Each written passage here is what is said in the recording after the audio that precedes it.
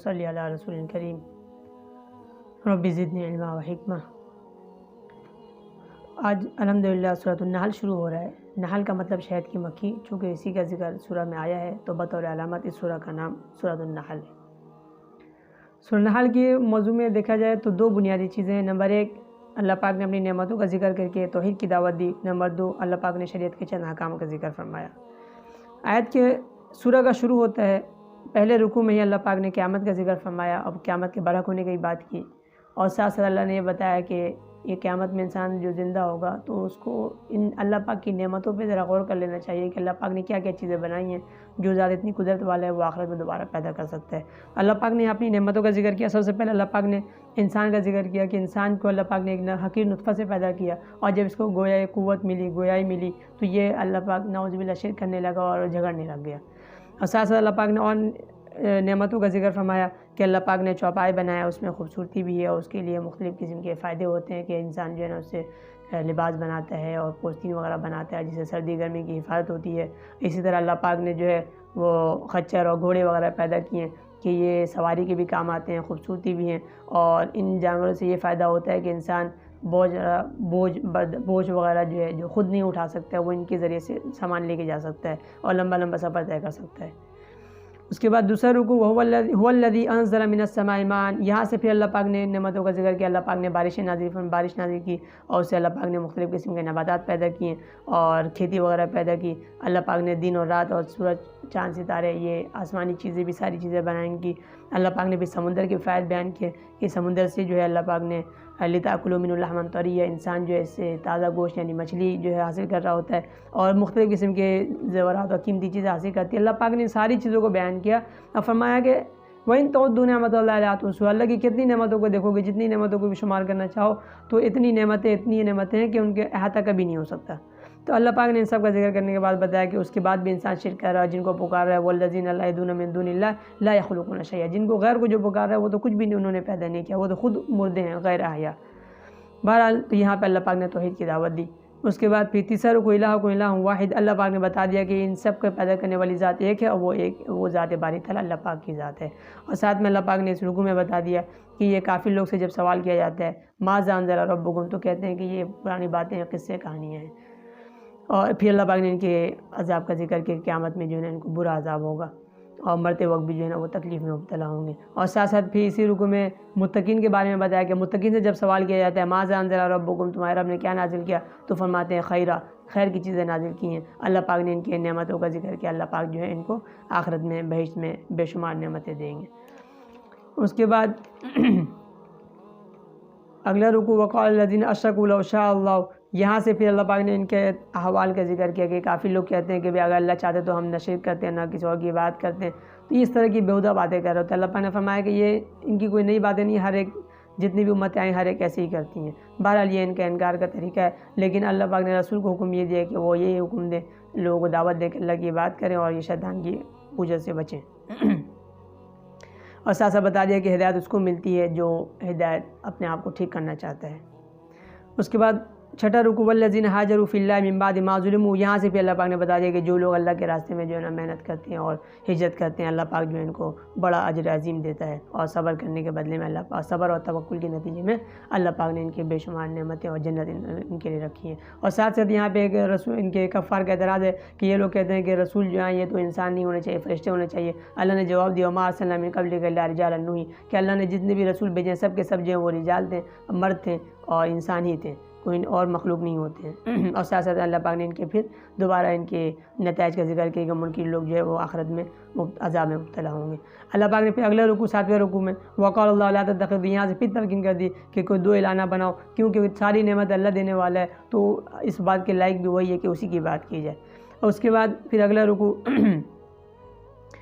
آٹھواں رکوع ولو یؤاخذ اللہ الناس، یہاں سے اللہ نے بتا دیا کہ ان کی نافرمانی کے باوجود اگر اللہ پکڑ کرنا چاہے پکڑے تو پھر کوئی بھی انسان جاندار جو ہے وہ زمین میں نہیں بچے گا، لیکن اللہ پاک کی مہربانی ہے کہ اللہ پاک نے گرفت نہیں کیا، اللہ پاک نے مہلت دی ہوئی ہے۔ اور ساتھ ساتھ جو ہے اللہ پاک نے ان کا ذکر فرمایا، پچھلے رکوع میں بھی یہ بتایا کہ بھئی یہ کافر لوگ جو ہیں یہ اللہ کے لیے ایسی چیزیں متعین کرتے ہیں جو کہ بالکل ہی اپنے لیے ناپسند کرتے ہیں، جیسے کہ بیٹی کا ہونا یہ اپنے لیے ناپسند کرتے ہیں، اور ان کے لیے بیٹی ہونے سے منہ چھپاتے ہیں اگر بیٹی پیدا ہو جائے، اور پھر یہی چیز اللہ کے لیے ثابت کرتے ہیں۔ تو پچھلے رکوع میں بتایا، اسی کے ساتھ ساتھ اسی کا ذکر ہے، اللہ نے فرمایا کہ ان سب چیزوں پر اللہ معاف فرمانے والے ہیں۔ اس کے بعد وَإِنَّ لَكُمْ فِي الْأَنْعَامِ لَعِبْرَةً، نواں رکوع میں پھر اللہ پاک نے نعمتوں کا ذکر فرمایا۔ ایک خاص نعمت یہ کہ اللہ پاک نے جو ہے گوبر اور خون کے درمیان سے اللہ پاک نے جو ہے دودھ بنایا، دودھ پیدا کیا، اور اس میں نہ ذائقہ بھی اس کا بالکل بہترین ہے اور رنگ بھی ان سے ملتا نہیں ہے، رنگ بھی بالکل الگ ہے۔ تو یہ اس طرح کی نعمتیں، اور اس طرح پھل، انگور اور کھجور وغیرہ اللہ نے بیان کیے، اور اسی میں ساتھ ساتھ جو ہے یہ نعمتیں دی کہ اللہ نے شہد دیا جس میں شفا ہے لوگوں کے لیے۔ 3 نعمتوں کا اللہ پاک نے ذکر فرمایا۔ اور اس کے بعد 10واں رکوع واللہ فضل بعضکم، یہاں سے پھر اللہ نے بتا دیا کہ اللہ نے رزق میں جو ہے نا ہر ایک کو برابر نہیں رکھا، کسی کو زیادہ دیا کسی کو کم دیا، لیکن جس کو زیادہ دیا وہ اپنے ماتحت کو اتنا نہیں دینا چاہتا ہے کہ وہ برابر ہو جائیں۔ تو پھر انسان جو ہے وہ کس طرح اللہ کو جو ہے اللہ کے ساتھ کسی اور کو شریک کرتا ہے، جبکہ اللہ ہر چیز کا مالک ہے۔ اللہ اکبر۔ اس کے بعد اگلا رکوع 11واں رکوع، بلکہ اسی رکوع میں ہی اللہ پاک نے پھر مثال سے جو ہے نا ان چیزوں کو سمجھا دیا کہ اللہ اور غیر اللہ میں بہت فرق ہے۔ اس کے بعد 11واں رکوع وَلِلَّهِ غیب السماوات والارض، یہاں سے اللہ پاک نے پھر جو ہے یہ بتا دیا کہ علم غیب جو ہے وہ خدا کا خاصہ ہے، انہی میں سے قیامت کا بھی ذکر ہے کہ ساری چیزیں، قیامت بھی علم جو اللہ پاک کو ہی ہے، اور پھر اللہ پاک نے اس کے احوال ذکر کیے، اور پھر دوبارہ اللہ پاک نے پھر نعمتوں کا ذکر کیا کہ اللہ پاک نے جو انسانوں کو مختلف قسم کی نعمتیں دی ہیں، لباس کے لحاظ سے اور مختلف سردی اور گرمی کے لیے جو ہے نا بچنے کے ذرائع اللہ نے مہیا فرمائے۔ اس کے بعد 12واں رکوع وَيَوْمَ نَبْعَثُ مِنْ كُلِّ أُمَّةٍ شَهِيدًا، یہاں سے دوبارہ یہ بیان کر دیا کہ یہ جو قیامت کا علم بھی اللہ کو ہے، قیامت برپا ہوگا اس وقت جو ہے اللہ پاک جو ہے ہر امت میں گواہ کو لے کر آئیں گے، اور رسول اللہ صلی اللہ علیہ وسلم جو ہے وہ گواہ ہوں گے اور اعمال پر، امت پر اور ان کے انبیاء کے حق میں گواہی دیں گے، اور پچھلے جو امتیں ہیں ان کی خلاف گواہی دیں گے۔ 13واں رکوع ان اللہ یأمر بالعدل، یہاں پہ ایک جامع آیت اللہ نے بیان فرمائی کہ ان اللہ یأمر بالعدل والإحسان، یہاں سے یہ رکوع شروع ہو رہا ہے، اور اس میں اللہ پاک نے 3 چیزوں کا حکم دیا اور 3 چیزوں کا منع کیا۔ وہ جس کا حکم دیا وہ یہ ہے کہ انصاف کرنا، احسان کرنا، اور رشتہ داروں کا خیال رکھنا، ان کا حق ادا کرنا۔ اور جن چیزوں کا اللہ نے منع فرمایا کہ وہ فحشہ ہے، برائی، بے حیائی کی باتیں، منکر بدی کی باتیں، اور ظلم زیادتی سے اللہ نے منع فرمایا۔ اگر ان کو دیکھا جائے تو یہ جن کا اللہ نے جن چیزوں کا حکم دیا اور جن سے منع کیا، یہ یوں کہہ لیں کہ پوری شریعت کا نچوڑ ہے۔ اللہ پاک سے دعا اللہ پاک ہمیں اس پر عمل کرنے کی توفیق نصیب فرمائے۔ اس کے بعد اگلا رکوع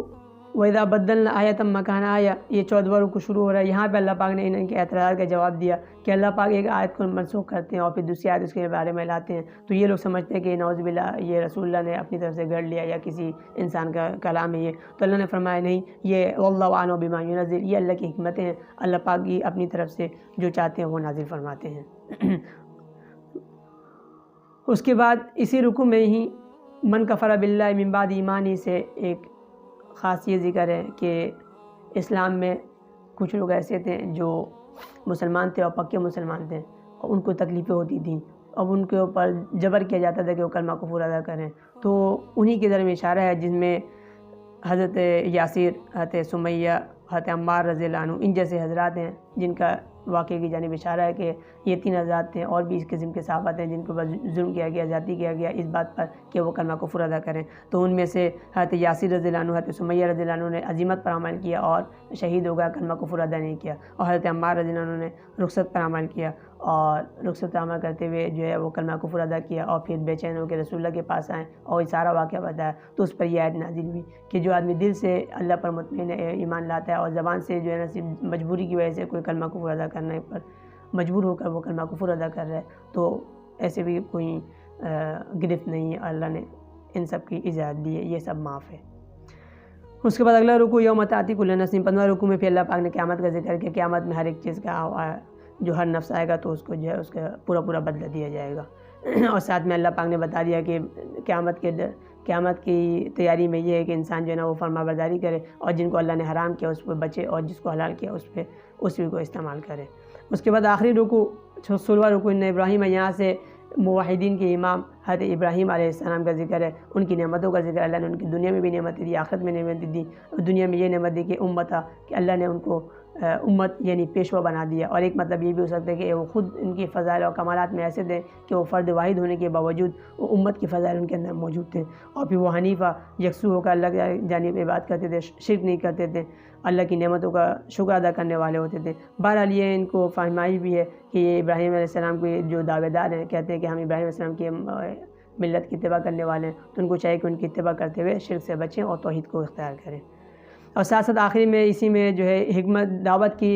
طریقہ بیان کیا، اس کے 3 طریقے ہیں۔ نمبر 1 کہ دلیل سے بات کی جائے، اور نمبر 2 کہ ترغیب و ترہیب سے بات کی جائے، اور نمبر 3 اگر کوئی شبہات اعتراضات ہو تو اس کو دلائل سے پھر ثابت کیا جائے اور بتایا جائے اور واضح کر دیا جائے۔ یہ دعوت کا طریقہ ہے۔ اللہ پاک سے دعا ہے کہ اللہ پاک اس پر عمل کرنے کی توفیق نصیب فرمائے۔ یہاں تک الحمدللہ سورۃ النحل بھی مکمل ہو گیا، اور 14واں پارہ الحمدللہ پورا مکمل ہو گیا۔ وآخر دعوانا الحمدللہ رب العالمین۔